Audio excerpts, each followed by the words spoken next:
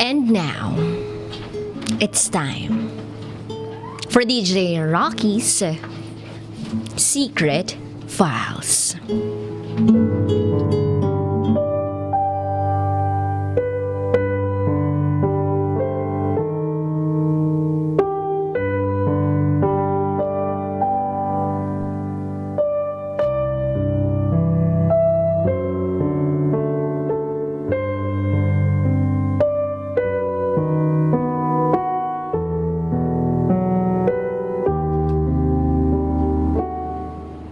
Naligaw ako ng landas.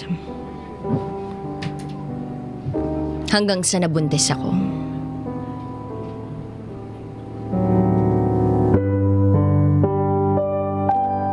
Itago nyo na lang ako sa pangalang Siopaw. And this is my secret file.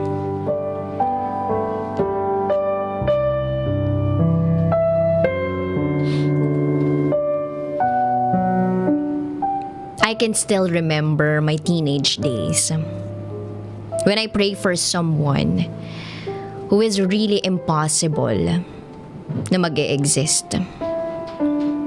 My prayer was like this: Lord, kailan ko ba mararanasan yung ako naman yung nasa posisyon ng minamahal ko? Yung ako naman yung minamahal ng sobra-sobra. Yung mamahalin ako higit sa sarili niya. Ipaglalaban ako. Hindi ako susukuan. Uunawain ako. Yung kakayanin yung ugali ko. Yung matatanggap buong pagkatao ko. Yung parang katulad sa mga nararanasan ng mga magagandang babae talaga. Sana ako din, Lord. Sana hindi lang may mga kaya sa buhay at biniyayaan ng itsura yung makaranas ng ganun. Nakakatawa, di ba?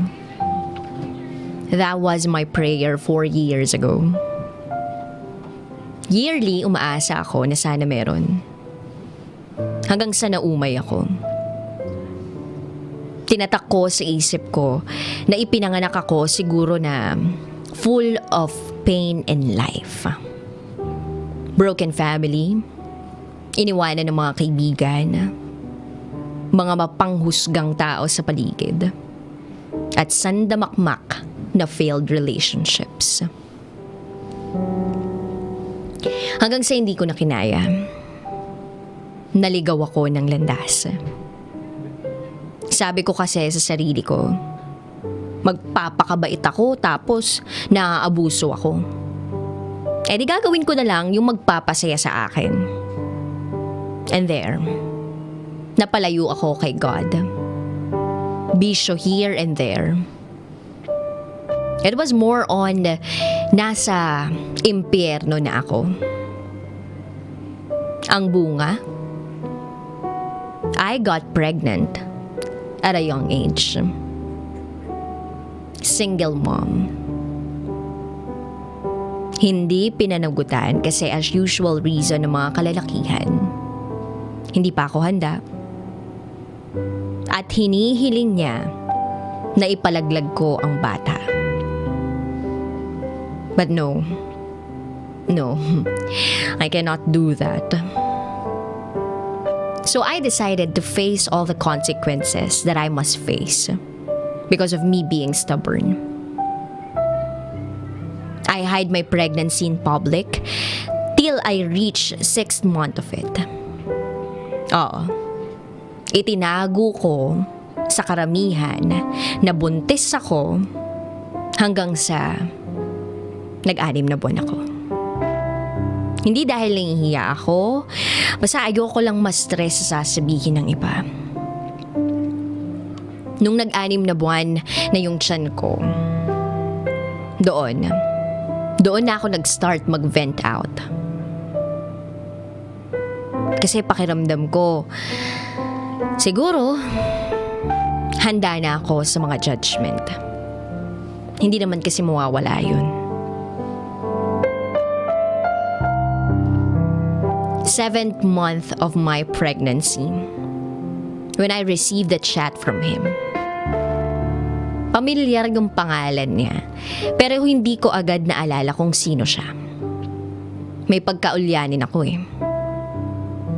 Then, I found out na meron kaming past conversation. So, binasa ko yun simula sa umpisa. Siya yung crush ko noong 4th year high school ako. Naalala ko, patay na patay ako sa kanya noon. Going back, kinumusta niya ako. Shock ako that time kasi matagal kaming walang communication. Nag-chat ako sa kanya pabalik at nagpatuloy yung conversation namin. Hanggang sa napunta yung conversation namin sa pregnancy ko. Expected ko na alam niya kasi obvious yon sa timeline ko. And I have a doubt na dahil doon, kaya niya ako kinumusta. Siguro, aalamin yung totoo. Fast forward. Niligawan niya ako, buntis pa lang ako.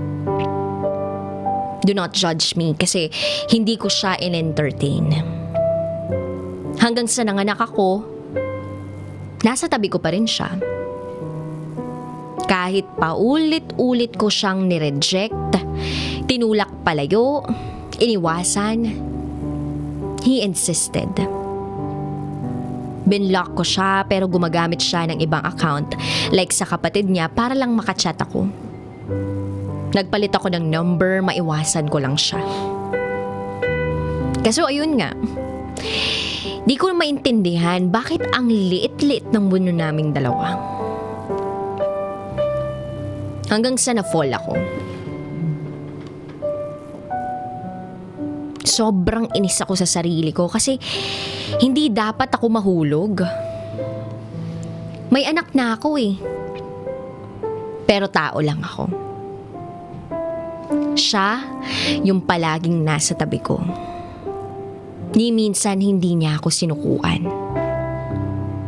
He claimed my child as his own. At yun yung isa sa naging way para mahulog ako. Kahit mahal ko na siya, tinutulak ko pa rin siya palayo. Araw-araw kong ginagawa yun. Iniiwan ko siya, inaaway.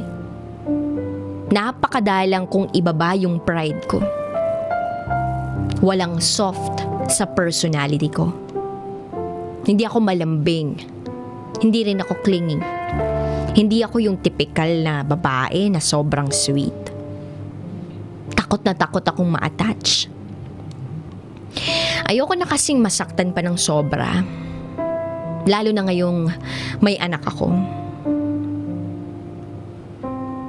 I learned to love myself na madalas nauuwi sa pagiging selfish.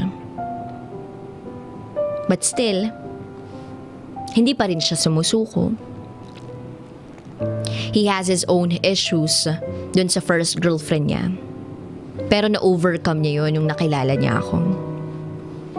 Yung kapag gusto ko, kahit hindi ko ipagpilitan, sinusunod niya ako.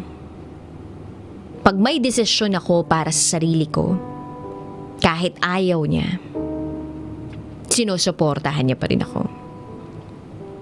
Kapag siya naman magde-decide para sa sarili niya, tapos nag-object ako, for his own good naman, ako pa rin ang masusunod.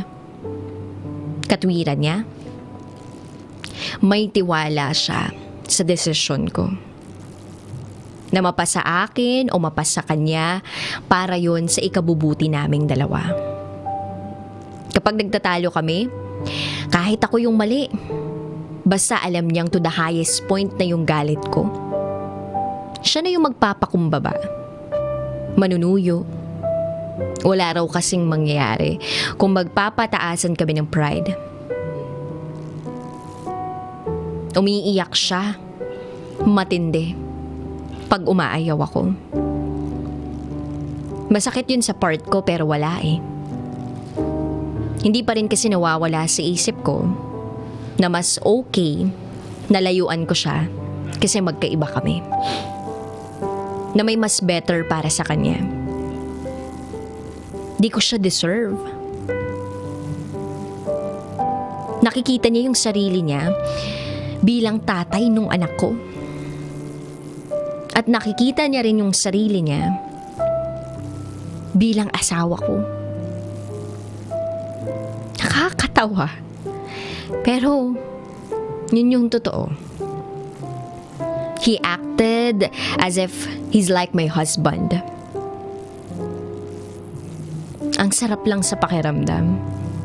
Every time na sinasabi niya yung words na anak natin. Kahit nang ang sinasabi ko anak ko lang. Sinakripisyo niya yung pagiging binata niya. Makasama niya lang kami ng anak ko. He loves me more than himself. I'm not just claiming this. Every day niyang pinatutunayan yun. Now, we are stable kahit papaano. Siya na yung kinikilalang daddy ng anak ko. Ang alam ng ibang tao, siya talaga yung tunay na tatay. At tuwang-tuwa siya doon. Imbis na mahiya siya pag may nakakakita sa aming magkasama kami na may bit-bit na bata, proud pa siya. He said, bakit ako mahihiya? At least ako, kahit may anak na, pinupursu ko pa rin na mag-aral para sa magandang kinabukasan ng anak ko. Hindi ako pasarap tulad ng iba. Na para bang siya talaga yung tatay? And yes, estudyante pa rin siya. Kaya alanganin pa lahat. Masyado pang maaga para sa ibang bagay. Kaya eto kami, slowly but surely, inaayos yung mga bagay-bagay. We are not rushing things. But one thing is for sure. Itinali na namin ang sarili namin sa isa't isa. I know some of you will say, masyado pa kaming bata. But no, hindi basehan ng edad para mamulat sa reality ng buhay. Hindi sukatan ng edad para malaman mong matured ang isang tao. Marami na kaming napagdaanan at pinagdadaanan pa. Still, alanganin pa rin ako kasi syempre marami pang magbabago. At aware ako doon. Hindi ko ina-expect na of all days, ngayon tutuparin ni God yung prayer ko. Sobra-sobra pa nga eh. Hindi ko na-imagine na kahit may anak na ako, may magmamahal pa rin sa akin ng ganito. Never ko hiniling kay God na may tumayong tatay sa anak ko. Sapat na sa akin ang gabayan niya ako sa pagiging single mom ko. Pero God is really great. I do believe na siya na yung sagot ni God sa prayer ko noon. Siya rin kasi ang naging tulay. Bakit nagbalik loob na ako ngayon sa Kanya? Sobrang blessed ako. Kasi kahit ganun yung nagawa ko noon, hindi niya pa rin ako pinabayaan. Tapos, tinupad niya pa yung isa sa mga pangarap ko noon. So guys, if may hiniling kayo kay God, hindi man niya to pa rin agad, huwag kayong mawawala ng tiwala sa Kanya.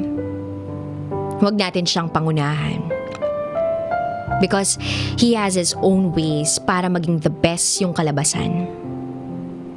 He knows when it's the perfect timing for everything.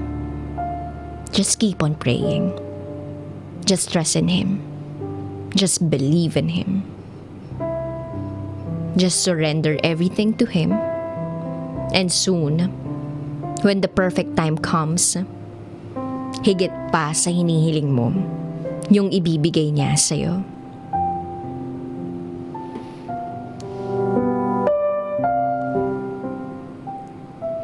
PS. This happened long time ago. I sent this because I want to share lessons I have learned in the past. And I want to inspire people, especially single moms like me.